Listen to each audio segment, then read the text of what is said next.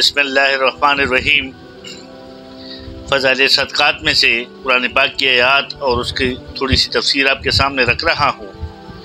اللہ پاک ہمیں اس کو سمجھنے اور اس پر عمل کرنے کی توفیق عطا فرمائیں۔ تو شروع کرتے ہیں۔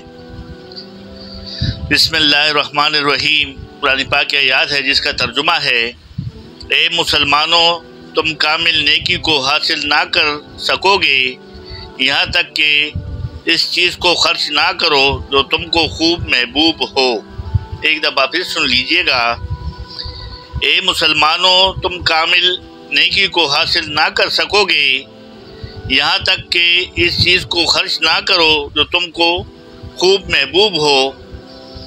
فائدے میں شیخ لکھتے ہیں، حضرت انس رضی اللہ تعالیٰ عنہ فرماتے ہیں کہ انصار میں سب سے زیادہ درخت کھجوروں کے حضرت ابو طلحہ کے پاس تھے، اور ان کا ایک باغ تھا جس کا نام برہا تھا۔ وہ ان کو بہت ہی زیادہ پسند تھا۔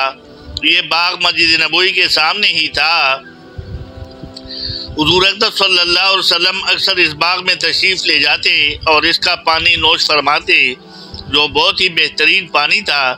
جب یہ آیات شریفہ نازل ہوئی تو حضرت ابو طلحہ رضی اللہ تعالیٰ عنہ حضور اقدس صلی اللہ علیہ وسلم کی خدمت میں حاضر ہوئے اور عرض کیا: یا رسول اللہ، حق تعالی شانہ یوں ارشاد فرماتے ہیں، لن تنالوا البر حتی تنفقوا مما تحبون، اور مجھے ساری چیزوں میں سے برہا سب سے زیادہ محبوب ہے۔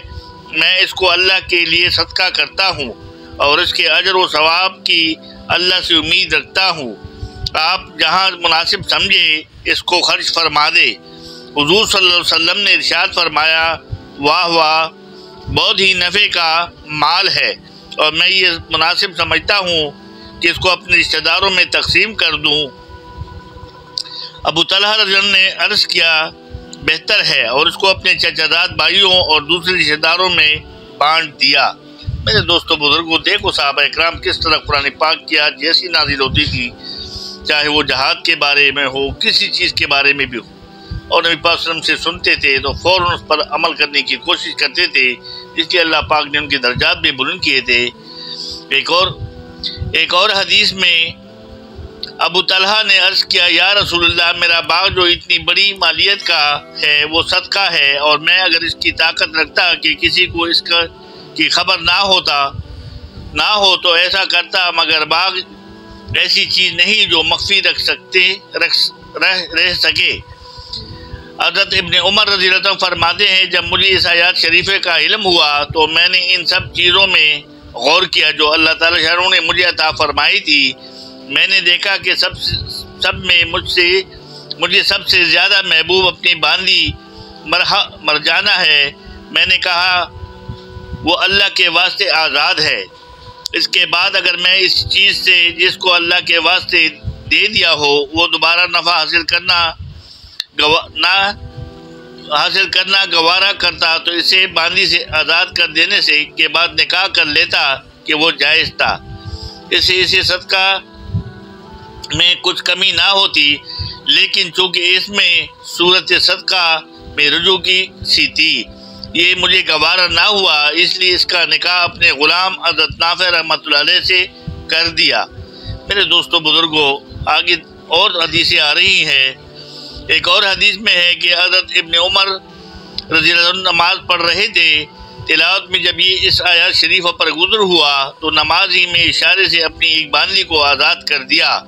حق تعالی شانہ اس کے اس پاک رسول صلی اللہ علیہ وسلم کے ارشادات کے وقت اور ان پر عمل کرنے میں پیش قدمی تو کوئی ان حضرات صحابہ اکرام سے سیکھے۔ واقعی یہی حضرات ہے اس کے مستحق تھے کہ حضور صلی اللہ علیہ وسلم کے صحابی بنائے جاتے۔ حضور صلی اللہ علیہ وسلم کی خادمیت انہی حضرات کا شان نشان تھی، رضی اللہ تعالی عنہم و اجمعین۔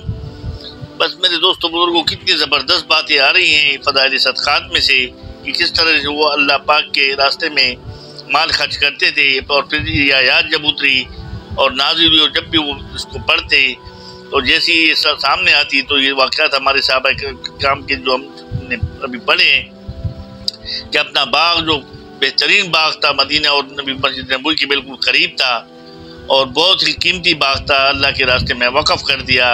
حضرت عمر کا واقعہ آیا کہ انہوں نے اپنی باندی کو آزاد کر دیا جو اس کو بہت عزیز تھی، لیکن جب یہ آیات آئی کہ تم اس وقت تک اپنی ایمان اور اپنے اس کو محبوب نہیں کر سکتے جب تک جو تم سب سے پیاری چیز ہو وہ اللہ کے راستے میں خرچ نہ کر دو۔